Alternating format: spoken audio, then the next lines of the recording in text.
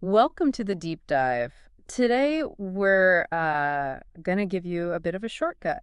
Yeah, a way to make your English sound, well, instantly more natural, more confident. Exactly. We're diving into something really core to everyday conversation, phrasal verbs. Ah, yes, those tricky little guys. A verb plus a preposition or adverb. Right. And they make a whole new meaning you often can't guess.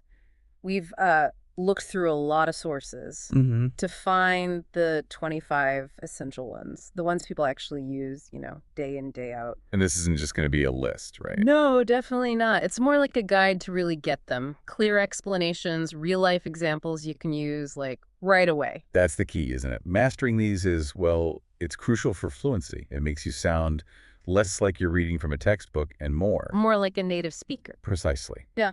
And understanding the little differences, the nuances. hmm That's where you get those aha moments. It really transforms how you communicate. So our mission today, pretty simple. We want to help these linguistic puzzle pieces click for you. Yeah, make it make sense. A comprehensive guide, but, easy to digest. Something you can actually use. We'll trace them through a typical day, starting right from the beginning. Okay, sounds good.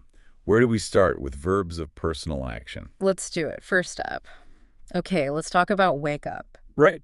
This is that fundamental moment. You stop sleeping, you become awake, your eyes open, brain starts switching on.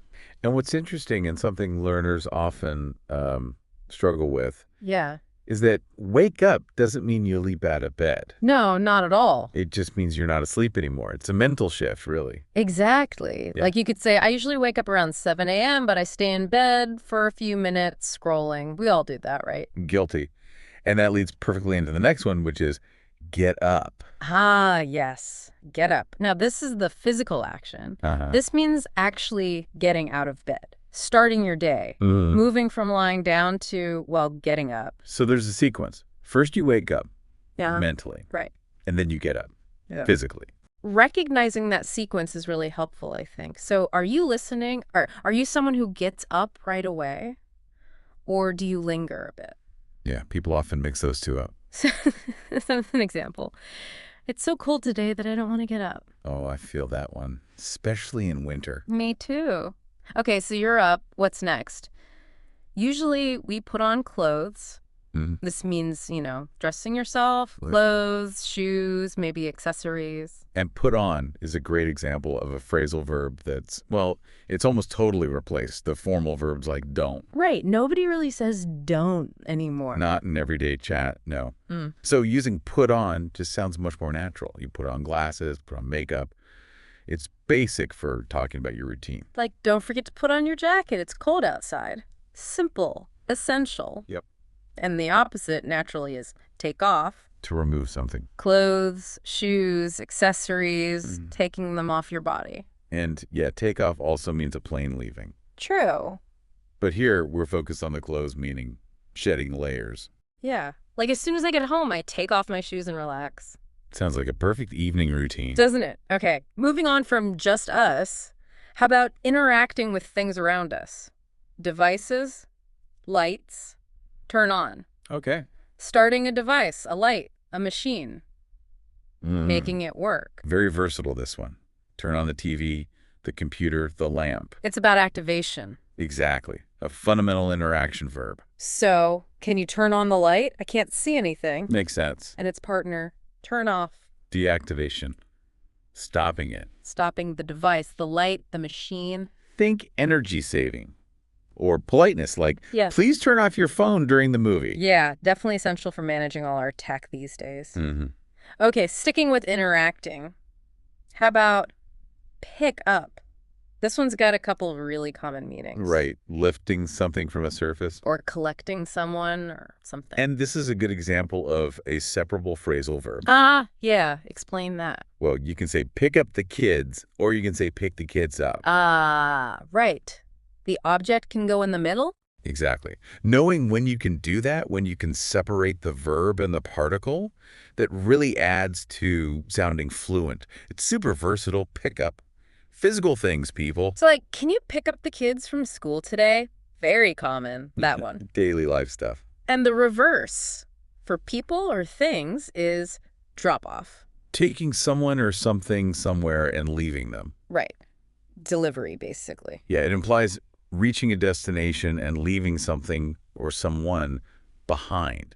It's the natural partner to pick up when you're talking about transport. For instance, I'll drop you off at the station on my way to work. Perfect. Okay, let's shift gears a bit. Verbs about moving around, social stuff. Go out. That sounds fun. It usually is. It means leaving home to do something enjoyable. Meeting friends, dinner, a movie. Yeah, exactly. Go out really captures that social, fun reason for leaving the house. It's a staple for planning weekends or evenings. Like, I usually go out with my friends on Saturday nights. Who doesn't love to go out? True. And after you go out, hopefully you come back. Hopefully. Yes, returning to where you started. Usually home. Yeah, it signals that return journey, completing the round trip after you've been away for a bit. So, a common question. What time will you come back home tonight? Mm-hmm. Now, sometimes when you're heading somewhere, you might need to hurry up. Especially if you're late. Totally. It just means move faster, act quicker. It's often an imperative, isn't it? A command. Yeah, like hurry up. Usually because there's a time limit. You hear it in urgent situations. Really captures that feeling of needing to rush. Like, hurry up, we're gonna miss the bus. Classic panic moment. Definitely. Okay, quickly. 2 really straightforward ones about just moving your body. Sit down. Going from standing to sitting. Yeah. Very common instruction or invitation. Fundamental for social interactions, really. Yeah. Simple but essential. Come in and sit down. Let's talk. Welcoming. And the opposite, of course, stand up. Moving from sitting to standing. The reverse action. Right. Getting up from a chair. You hear it in more formal settings sometimes, like ceremonies. Like, everyone, please stand up for the national anthem. Exactly. But useful in daily requests, too. All right, let's explore some verbs about discovery, finding things out. Crucial for conversation. First, find out. Discovery. Learning something new, discovering information you didn't have before. Yeah, the key is that element of discovery. You didn't know, now you do. It often comes after looking into something or asking, acquiring knowledge. Like, I just found out that my favorite singer is coming to town. That's exciting news you found out. Totally. Now, sometimes before you find out, you need to look for something. The search. Trying to find something you've lost or something you need. This implies an active search, doesn't it? You're deliberately trying to locate something missing or wanted, a common daily task. I've been looking for my keys everywhere. The frustration. We've all been there, right? Way too often. Okay. Shifting now to responsibility. Taking care of things. Let's discuss look after. Okay. Caring for someone or something. Like guardianship, supervision. Yeah, providing care, making sure someone or something is okay. Could be a person, a pet, maybe even looking after someone's house while they're away. It suggests ongoing responsibility.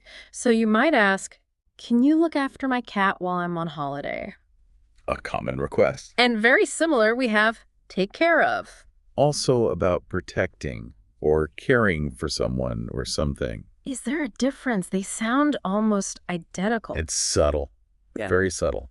While they're super close, take care of often implies a slightly more active, maybe comprehensive responsibility, Okay. especially for handling situations or problems. Like you might look after a child, ensuring they're safe, Right. but you'd take care of a complicated project at work or take care of arranging the travel details. It can mean managing something. Ah, I see it. That's a great nuance. So don't worry, I'll take care of everything. That sounds very reassuring, like taking charge. Exactly. It implies handling it all. Okay, let's think about effort. Perseverance. Give up. Stopping trying. Yeah, usually because something feels too hard. Surrendering to the challenge. It's about stopping an effort. And while we often think of it negatively, Like failing. sometimes, yeah. But, sometimes giving up on a bad habit or maybe a project that's just not working, that can actually be a positive strategic move. That's a good point. Letting go. Yeah. But for encouragement. Right. Learning English can be hard, but never give up. That's the spirit we want. Absolutely. Keep going. And when things get a bit too much, sometimes you need to calm down, Regain composure. become less angry or excited or upset. Find that balance again. It's about emotional regulation, isn't it? Yeah. Moving from being agitated or stressed to feeling more peaceful. It's often advice you give someone. Or yourself. Definitely need to tell myself that sometimes. Like, take a deep breath and calm down. Pretty solid advice for almost any tricky situation. Very useful phrase. Next up, a really versatile one. Check out. This has two main meanings that are quite different. Yeah, this one needs context. First, looking at something interesting or new. Exploring. Right. Curiosity. You're checking something out because it caught your eye. And the second meaning? Leaving a hotel. The process of settling your bill and departing. Completely different. So context is everything. Absolutely key for checkout. So you could say, you should check out this new cafe near my house. That's the looking at something interesting meaning. Or, we need to check out of the hotel by noon. That's the leaving meaning. Got it. Okay, circling back to movement briefly. Get back. Returning to a place. Yeah, arriving back where you were before. It's commonly used for describing when someone arrived back home. Or back to the office, maybe. Like asking, what time did you get back home last night? Focus on the arrival. And very closely related, go back. Also returning to where you were. So what's the difference between get back and go back? They sound so similar. Another subtle one. It's often about perspective. Get back tends to emphasize the arrival at the place you return to. Okay, the destination. Yeah. Whereas go back often emphasizes the act of traveling towards that previous location. It can imply the journey still needs to happen, or focuses on the movement itself. Okay. So if I forgot something, I forgot my wallet, I have to go back and get it, I'm emphasizing the need to travel back. Exactly. That's a perfect example. Cool. Okay, nearly there. Last few. Actions. Unexpected things. Turn up. Arriving or appearing. Often unexpectedly, right? Yeah, that's often the implication. Someone or something appears. Maybe surprisingly, they weren't necessarily expected, but there they are. Like crashing a party. Sort of. I didn't invite him to the party, but he turned up anyway. Huh. Okay. Does turn up have other meanings? It does. Very commonly, it also means to increase the volume. Right. Like, can you turn up the music? Exactly. Another context-dependent one. Okay, number 24.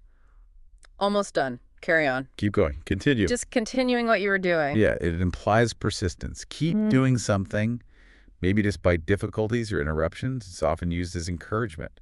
Like, even when it's hard, you should carry on studying. That's a great one for language learners listening. Definitely. Don't give up. Carry on. And finally, number 25. A fantastic verb for problem solving.